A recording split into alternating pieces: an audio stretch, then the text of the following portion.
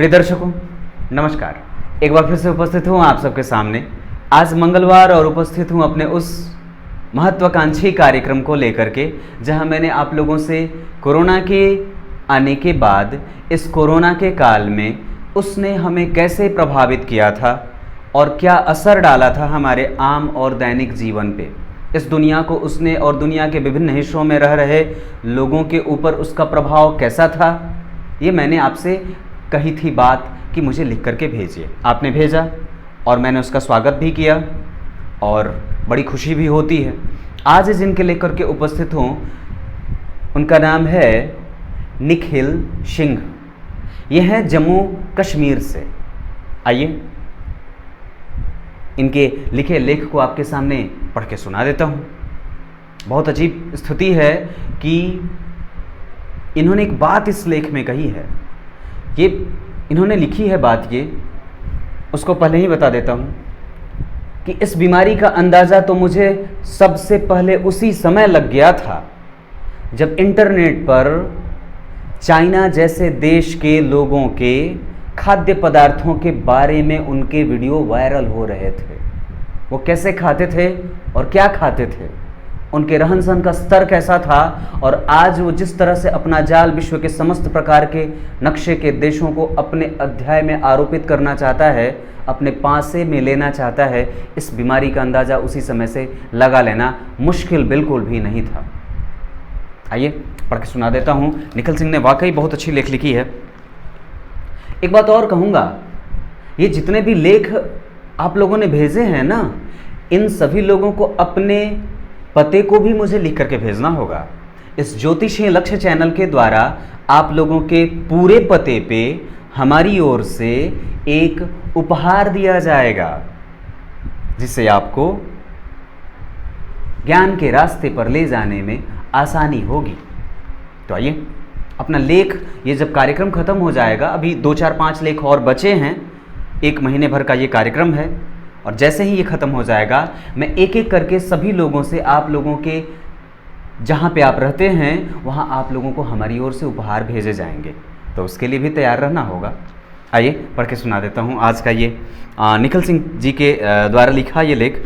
इन्होंने लिखा है, एक चिट्ठी की भांति है ये, चुपचाप पढ़ देता हूँ। सर्वप्रथम मैं निखिल सिंह जम्मू कश्मीर के रियासी ज़िले का निवासी हूँ।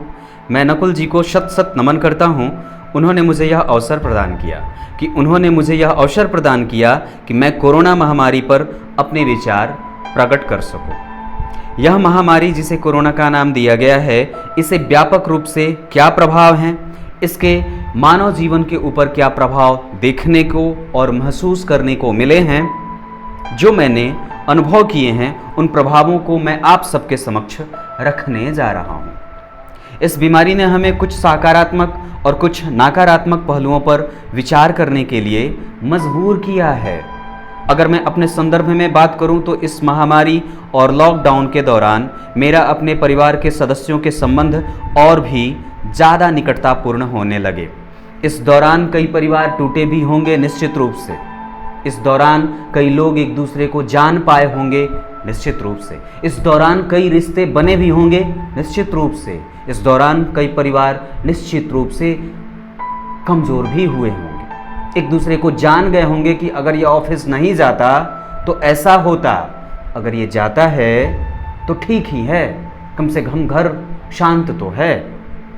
कुछ स्थितियाँ ऐसी भी बनी होंगी। अगले ही पल इन्होंने लिखा है, और मैं आशा करता हूँ कि बाकी परिवारों में भी ऐसा हुआ होगा।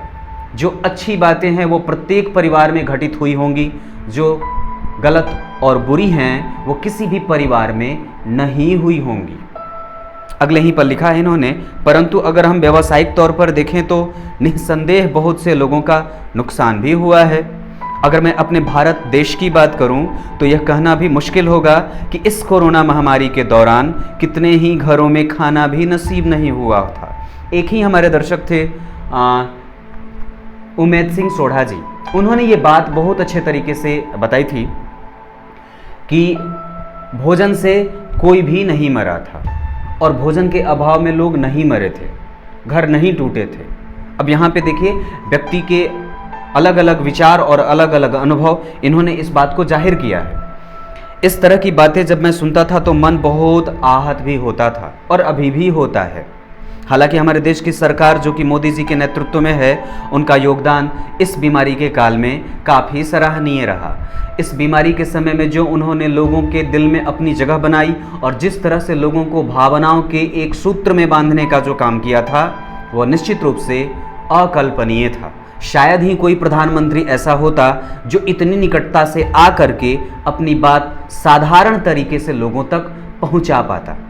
अगले ही पल इन्होंने लिखा है कि एक ऐसा देश जहां की जनसंख्या 135 करोड़ है, वहां सभी वस्तुओं की आपूर्ति करना बेहद कठिन है।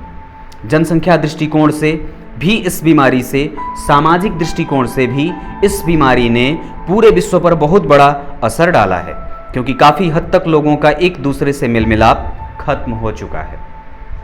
अगर ये इंटरनेट की दुनिया नहीं होती तो ये दूरियां और काफ़ी जलन पैदा करने वाली हो जाती और निश्चित रूप से ये हमें बहुत ज़्यादा अंदर तक कमज़ोर ही कर देती। मेरा आकलन यह कहता है कि कहीं ना कहीं इस बीमारी के पीछे मनुष्य भी बहुत हद तक जिम्मेदार है, क्योंकि हम मनुष्यों ने ही प्रभु की बनाई हुई इस कुदरत से बहुत बार उसके व्यवस्था में सेंध लगाने का और एक ओछा प्रयास भी किया है। हमारा खान पान, हमारा रहन सहन बहुत हद तक इस बीमारी को लाने में जिम्मेदार भी रहा होगा। जिस देश से ये पैदा हुआ है उस देश की बातें तो आप लोग इंटरनेट पर देख ही लेते हैं। वहाँ के खान पान का स्तर शायद ही काबिल तारीफ हो और दुनिया का कोई भी व्यक्ति तो ऐसा नहीं ही करता होगा। जो बुरा बर्ताव उनके यहाँ किसी जीव के द्वार पर जाकर के किया जाता है, ऐसा शायद ही कहीं देखने को मिला होगा। अगर मैं विज्ञान के संदर्भ में बात करूं तो विज्ञान भी इस बात को मानता है कि कहीं ना कहीं मनुष्य जाति इस महामारी के पीछे असली वजह बनकर के तैयार हो बैठी है। परंतु ऐसा भी नहीं हो सकता कि केवल मनुष्यों की गलतियों से ही सिर्फ यह महामारी व्याप्त हुई है। कुछ और भी तथ्य हो सकते हैं, लेकिन बहुत हद तक जिम्मेदारी मनुष्यों की ही बनती है, क्योंकि व्यवस्था में सेंध लगाने का काम तो हम मनुष्य ने ही किया था। क्योंकि कुदरत तो अपना काम बड़ी जिम्मेदारी से करती है और उसमें गलतियां भी नहीं होती हैं। वह समय पर अपना काम कर ही डालती है, अच्छे से और पूरी जिम्मेदारी के साथ। मेरा व्यक्तिगत तौर पर यही मानना है कि भविष्य में मनुष्य जाति को इस बात का हमेशा एहसास और ध्यान रखना चाहिए कि कुदरत में मनुष्यों के अलावा भी बहुत से जीव जंतु रहते हैं, इसलिए हमें कभी भी इन बेजुबान पशु पक्षियों को नुकसान नहीं पहुंचाना चाहिए। अंत में एक बात अवश्य कहना चाहूँगा कि विज्ञान और शास्त्र का दृष्टिकोण भले ही भिन्न भिन्न हो, लक्ष्य एक ही होता है, परमपिता को प्राप्त करना और उसके सन्निकट जाकर के अपने अस्तित्व को उसमें विलीन कर लेना। अगले ही पल में लिखा है कि बातें तो बहुत है मेरे भीतर, परंतु उम्र और अनुभव का अभाव मुझे अभी उन विद्वानों की श्रेणी में नहीं रखता है। नकुल जी, अगर मुझसे लेख में कुछ त्रुटि हुई हो तो ज़रूर क्षमा करिएगा। एक बात बताता हूँ, बहुत गंभीर बात है। सबसे ज़्यादा इंसान हारा है तो अपनी जीभ से, सबसे ज़्यादा। और मैं तो ये बात बहुत अच्छे तरीके से जानता हूँ, आप भी जानते होंगे। मेरे प्रबुद्ध दर्शक जितने भी हैं इस बात में अपनी हामी ज़रूर भरेंगे कि व्यक्ति को अगर सबसे ज़्यादा किसी ने परेशान किया है तो उसकी जिह्वा ने, चाहे वो व्रत की स्थिति हो, चाहे वो पूजा पाठ की स्थिति हो, चाहे वो मंत्र की स्थिति हो, चाहे वो अपने पौरुषत्व की स्थिति हो, हर जगह और हर समय व्यक्ति अपने जिह्वा से हार बैठा है। और इसमें हमारी मदद हमारे परमात्मा ही कर सकते हैं। तो हमें नित्य निरंतर उनका ध्यान करते ही रहना चाहिए। आइए कुछ इसी तरीके से आज के कार्यक्रम का समापन करेंगे। तब तक के लिए इजाज़त दीजिए।